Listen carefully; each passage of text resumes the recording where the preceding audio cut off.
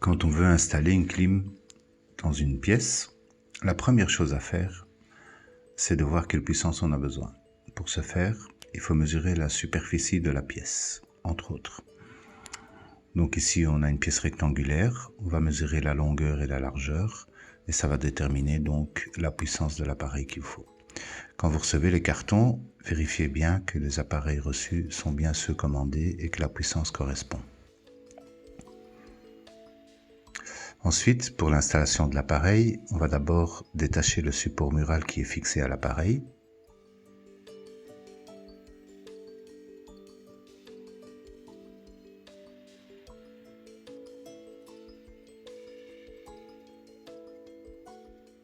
Ensuite, grâce à un gabarit, on va pouvoir déterminer tous les points de fixation. Le gabarit permet aussi de mettre l'appareil à la bonne distance par rapport au plafond. N'oubliez pas, distance minimum 15 cm.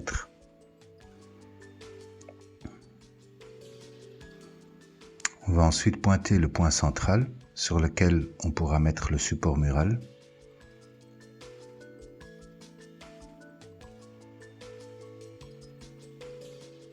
On a également sur le côté droit et sur le côté gauche les emplacements pour le carottage d'un diamètre de 65.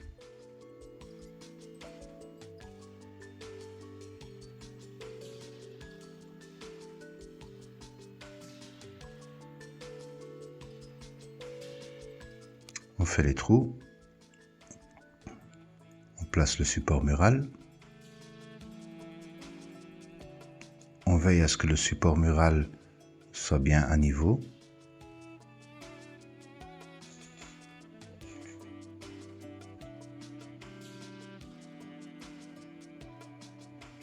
On pointe les différents endroits où on fera les fixations. Il en faut au moins 5 pour que l'appareil soit fixé de manière solide.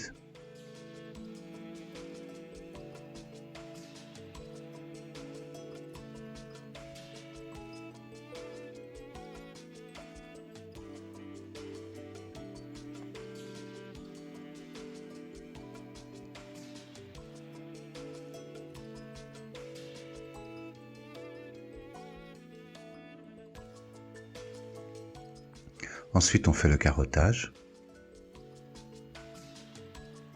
Et on peut s'attaquer à l'extérieur. À l'extérieur, on peut déjà mettre le fond de la goulotte.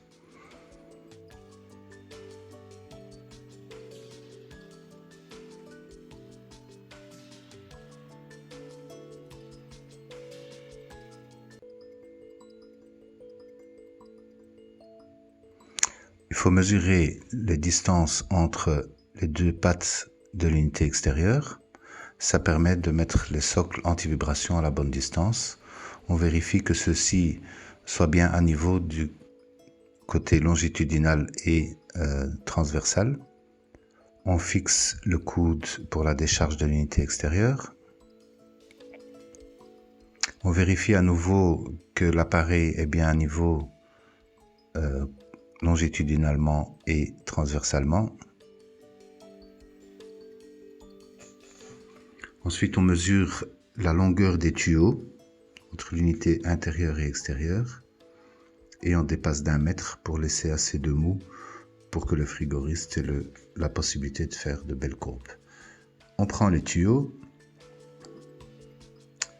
on les déroule avec une légère pression du pied, on pousse le tuyau pour qu'il se déroule et devienne droit. Il faut couper le tuyau. Attention, ne pas utiliser de scie électrique, de scie manuelle, même pas pour couper un petit bout du tuyau, sinon vous avez des bavures qui entrent à l'intérieur et qui risquent d'endommager l'appareil. Il faut utiliser les outils adéquats. Vous avez comme outil le coupe-bordure, du tape, une pince et un cutter. Avec le cutter, vous enlevez l'isolant sur une distance d'environ 20 cm.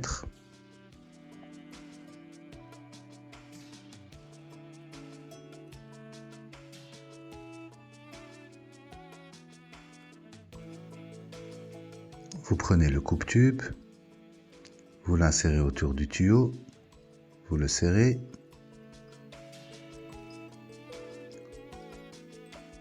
Vous faites un tour, vous resserrez encore un peu, vous faites un tour, vous resserrez, et ainsi de suite jusqu'à ce que le tuyau soit coupé.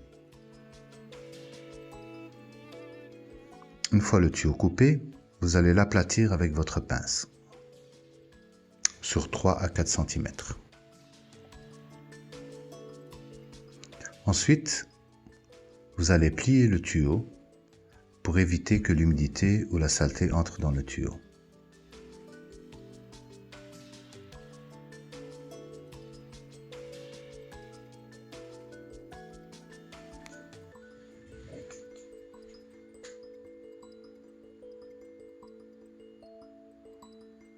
Pour plier le tuyau, on va utiliser une cintreuse.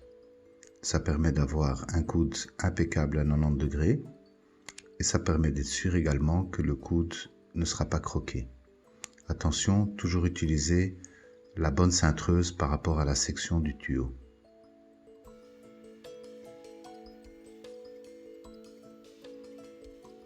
Ensuite, avec le tape, on va remettre l'isolant sur le tuyau. Il est très important que l'isolant touche complètement le tuyau pour éviter que de l'air s'y glisse et qu'il y ait une condensation par la suite. Pour la décharge, vous avez les tuyaux de décharge. Il ne faut pas mettre le côté qu'on vient de couper ou qui était un reste d'une coupe. Il faut mettre le côté prévu pour, avec un embout qui permet de faire un raccordement en 16 mm, 18 ou 20. On attache les tuyaux, les câbles et la décharge ensemble avec le tape.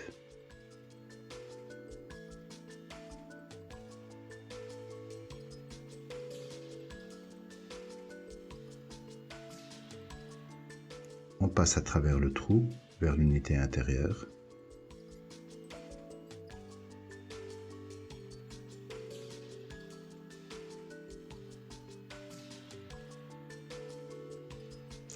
Il faut que le tuyau de décharge soit en dessous des autres tuyaux pour être sûr qu'il y ait toujours une descente et pour que l'eau puisse s'écouler par gravitation.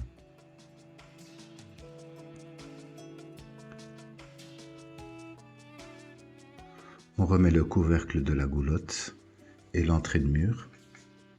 Pour le tuyau de décharge, pour éviter qu'il remonte, l'idée c'est de mettre un tuyau pas flexible mais dur vers la fin de ce tuyau. Ensuite, il suffit de placer la télécommande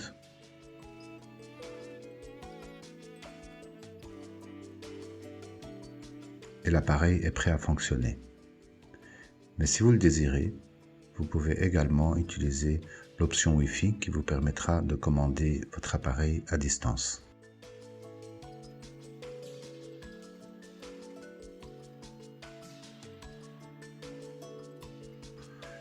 Vous pouvez ouvrir le couvercle avec une pression sur la gauche et la droite.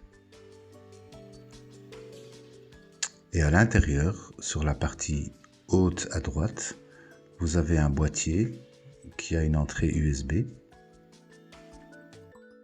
Et vous insérez dans cette entrée votre clé USB.